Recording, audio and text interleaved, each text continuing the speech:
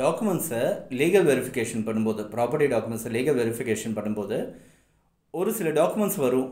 அது வந்து factually theoretically ரொம்ப கரெக்டாக இருக்கும்.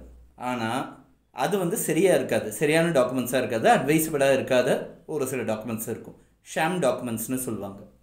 ஸோ அப்படிப்பட்ட ஒரு டிரான்சாக்ஷன் பற்றி, அப்படிப்பட்ட ஒரு டிரான்சாக்ஷனை சுப்ரீம் கோர்ட் எப்படி கேன்சல் பண்ணினாங்க அப்படின்றத பற்றி இன்றைக்கி ஒரு கேஸை நம்ம பார்க்க போகிறோம். ஒரு சுப்ரீம் கோர்ட் கேஸை பற்றி நம்ம பார்க்க போகிறோம்.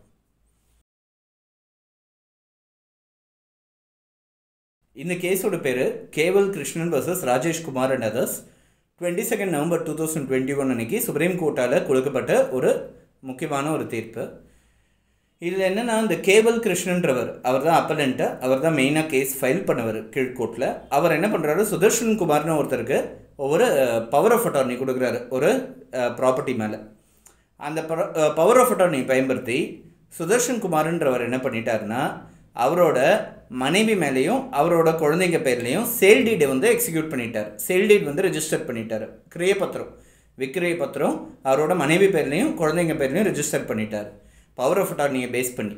அதாவது ப்ராப்பர்ட்டியோட ஒரிஜினல் ஓனர் கேவல் கிருஷ்ணன், சுதர்ஷன் வந்து அவருக்கு கிடைச்ச பவரை பேஸ் பண்ணி இவங்க 2 பேர்லேயும் ரெஜிஸ்டர் பண்ணிட்டார். அது ரெஜிஸ்டர் பண்ணுறதுக்கு முன்னாடி இவங்க 2 பேருக்கும் இருந்த மனஸ்தாபத்தில் இந்த கேவல் கிருஷ்ணன்றவர் என்ன பண்ணுறாரு, சுதர்ஷன் குமார் மேலே ஒரு கேஸ் ஒன்று ஃபைல் பண்ணுறாரு.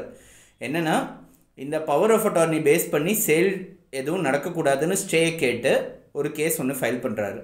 அந்த கேஸ் நிலுவையில் இருக்கும்போதே இந்த மாதிரி ரெஜிஸ்டர் பண்ணிட்டாருன்றதுனால இந்த ரெஜிஸ்ட்ரேஷனும் செல்லாது, இந்த பவர் ஆஃப் அட்டார்னியும் செல்லாது, நல் அண்ட் வாய்டு அப்படின்னு சொல்லி டிக்ளேர் பண்ண சொல்லி அந்த ப்ரேயரை வந்து திருத்தி கேட்டிருக்காரு, அமெண்ட்மெண்ட் கேட்டிருக்காரு. அது கோர்ட்டும் ஒத்துக்கிட்டாங்க. ஸோ இந்த கேஸ் நடந்தது. கீழ்கோர்ட்டில் கேஸ் நடக்கும்போது அவங்க என்ன பண்ணுறாங்க, technically every thing is correct. இவருக்கு வந்து கிடைச்ச பவர் வச்சு நியாயமான முறையில் இவரோட மனைவி பேர்லேயும் இவரோட குழந்தைங்க பேர்லேயும் எழுதி வச்சுருக்காரு.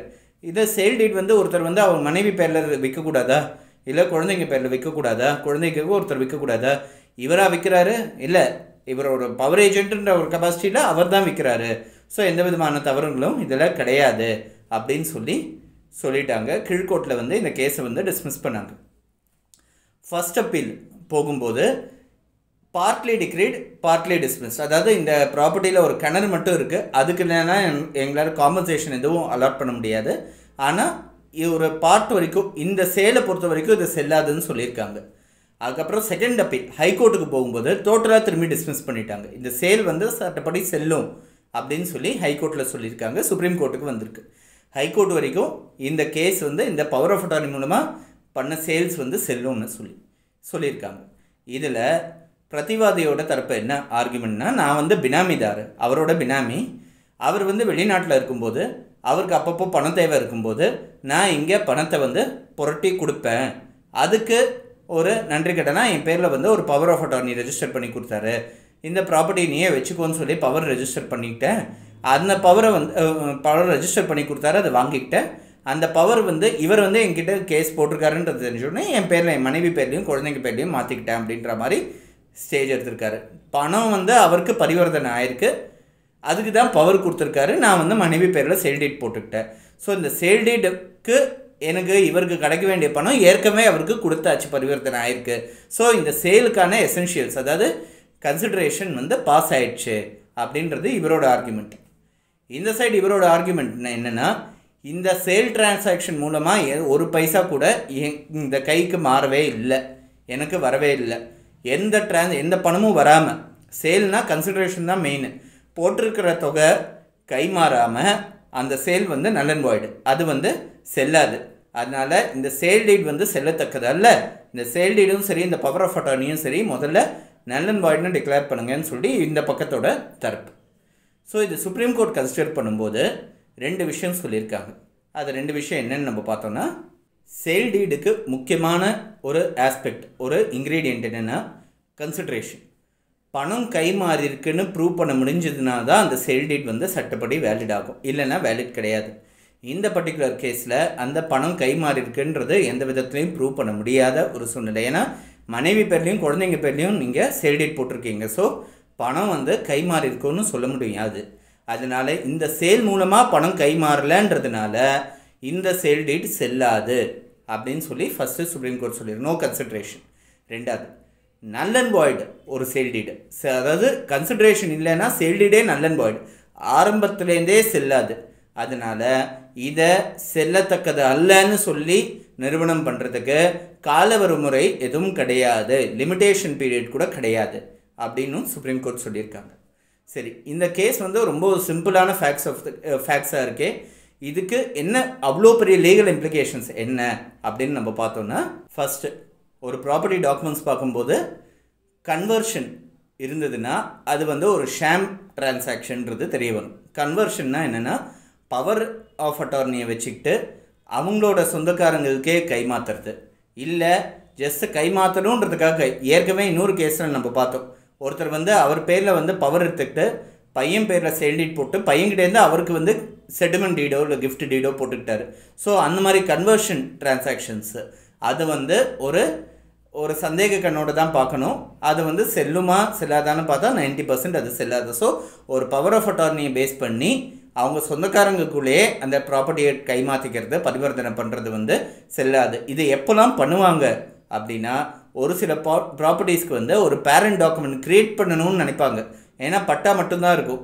அது மேற்கொண்டு என்ன ரெஜிஸ்டர் பண்ணப்பட்ட எதனா ஒரு பேரண்ட் டாக்குமெண்ட் க்ரியேட் பண்ணணுன்றதுக்காக ஒரு பவர் எடுத்து ஒரு சேல் டீட் போட்டு ஒரு செட்டில்மெண்ட் டீட் போட்டு, ஏன்னா இந்த ப்ராப்பர்ட்டி சம்மந்தப்பட்ட டாக்குமெண்ட்ஸ் இருந்தாங்க அப்படின்னு சொல்லிட்டு ஒரு 50 பக்கம் 100 பக்கம் ஒரு புக்கான ஒரு கத்தை கொடுக்கணும் அப்படின்ற ஒரு எண்ணத்தில் இந்த மாதிரிலாம் பண்ணுவாங்க. அது அப்படின்றது ஒன்று அவசியமே கிடையாது. பட் நிறைய பேர் அந்த மாதிரி ஒரு மென்டாலிட்டி வச்சுருக்காங்க. ஸோ இந்த மாதிரி ஒரு கன்வர்ஷனுக்காக க்ரியேட் பண்ணப்பட்ட டாக்குமெண்ட்ஸை செல்லாதுன்றது ஃபஸ்ட்டு தெரிய வரணும். ரெண்டாவது, இந்த ப்ராப்பர்ட்டி டாக்குமெண்ட்ஸை பார்க்கும்போது தியரிட்டிக்கலி எல்லாம் சரியாக இருக்கலாம், ஆனால் அதுக்குள்ளே எதனா ஒன்று லூப்போல் எதனா இருக்கா அப்படின்றத பார்க்க வேண்டியது ஒரு அவசியமாக இருக்குது. ஏன்னா லிட்டிகேஷன்ஸ், லிஸ்பெண்டன்ஸ் அதெல்லாம் வந்து ஒரு ஈஸியில் போட்டு பார்க்க முடியாது, அதை யாராலையும் செக் பண்ண முடியாது. ஒரு ப்ராப்பர்ட்டியோட ஷெட்யூலை வச்சுக்கிட்டு இது மேலே என்ன கேஸ் நிலுவையில் இருக்கான்னு சொல்லி செக் பண்ணுற சிஸ்டம் நம்ம ஊரில் இன்னும் வரல. அது டிஸ்க்ரீட் என்கொயரிஸ் மூலமாக மட்டும்தான் செக் பண்ண முடியும். அப்படி இருக்கும்போது இந்த மாதிரி க்ரியேட் பண்ணப்பட்ட டாக்குமெண்ட்ஸ் எதனா இருந்ததுன்னா அதை பற்றி ஜாக்கிரதையாக தான் பார்க்க வேண்டியதாக இருக்குது. இந்த ப்ராப்பர்ட்டி டாக்குமெண்ட்டே ஒரு சேலுக்கு வந்தது, ஒரு சேல் டீட் வெரிஃபிகேஷனுக்கு வந்தது, ஒரு ப்ராப்பர்ட்டி ரிப்போர்ட்டு, ஒரு லீகல் ஒப்பீனியன் கொடுங்கன்னு வரும்போது இங்கே பார்த்தோன்னா ஒருத்தர் வந்து அவரோட மனைவி பேர்லேயும் குழந்தைங்க பேர்லேயும் ஒரு பவர் ஏஜென்ட் வந்து கைமாற்றிருக்காருன்றதை தெரிய வச்சே நம்ம சந்தேக கண்ணோட தான் பார்க்கணும். நிறைய என்கொயரிஸ் பண்ண வேண்டியதாக இருக்குது. தியரிட்டிக்கலி கரெக்டு, நியாயமாக லீகல் ஒப்பீனியன் கொடுக்க வேண்டியதாக இருக்கும். ஆனால் ப்ராக்டிக்கலி இது சரி கிடையாது அப்படின்றது இருக்குது. ஒரு சில டாக்குமெண்ட்ஸ் வந்து தியரிட்டிக்கலி சரி கிடையாது, ஆனால் ப்ராக்டிக்கலி இவரது தான் அந்த சொத்து. ஆனால் எந்த டாக்குமெண்ட்டும் இல்லைங்க, 2 பக்கம் இருக்கிற ஒரு சின்ன சைடு, ஒரு பக்கம் இருக்கிற ஸ்டாம்ப் பேப்பர் கீழே ஒரு 7-8 லைன் மட்டுமே எழுதியிருக்கக்கூடிய ஒரே ஒரு சேல் டீட் மட்டும்தான் இருக்குது. இதை வச்சு மட்டும் பட்டா இருக்குது, இதை வச்சு மட்டும் எனக்கு வந்து லீகல் ஒப்பீனியன் கொடுங்கன்னு சொல்லிட்டு ஒரு சில கேசஸ் இருக்குது. அது தியரிட்டிக்கலி நமக்கு தேவையான பேப்பர்ஸ்லாம் நம்ம கலெக்ட் பண்ண வேண்டியதாக இருக்கும், ஆனால் ப்ராக்டிக்கலி எல்லாமே சரியாக இருக்கும். அதே மாதிரி இவர் தான் அந்த ப்ராப்பர்ட்டியோட ஓனர்ன்றது பளிச்சுன்னு தெரியும். ஸோ ரெண்டுத்துக்கும் ஒரு டிஃப்ரென்ஸ் இருக்குது. ஒரு ப்ராப்பர்ட்டியோட டியூ டிலிஜென்ஸ் ரிப்போர்ட் பார்க்கும்போது தியரிட்டிக்கல் ஆஸ்பெக்ட்ஸ்க்கு அப்பாற்பட்டு ப்ராக்டிக்கல் ஆஸ்பெக்ட்ஸையும் பார்க்கணுன்றதுக்காக தான் இந்த கேஸை நம்ம ஸ்டடி பண்ணோம்.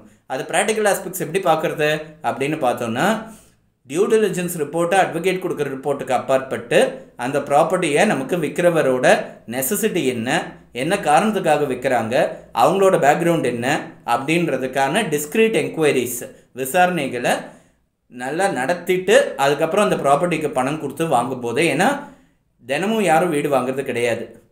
அவங்க லைஃப் டைமில் ஒரு தடவை இல்லை 2 தடவை அந்த மாதிரி ரொம்ப கஷ்டப்பட்டு வாங்குறவங்க நிறைய பேர் இருக்காங்கன்னு வச்சு, அப்படி வாங்கும்போது அந்த விற்கிறவரோட பேக்ரவுண்டை ஃபுல்லாக தெரிஞ்சுக்கிட்டு வாங்கினோன்னா நாளைக்கு எந்த விதமான பிரச்சனையும் வராமல் இருக்குன்றதுக்காக தான் இந்த வீடியோ. எல்லாமே பேப்பர்ஸில் கிறிஸ்டல் கிளியராக தெரிஞ்சிடாது, இதுக்கும் மேலே ஒரு சில விஷயங்களை பார்க்க வேண்டியதாக இருக்குது. அந்த மாதிரி ஒரு சில விஷயங்கள் தான் இந்த வீடியோவில் தெரிய வருது.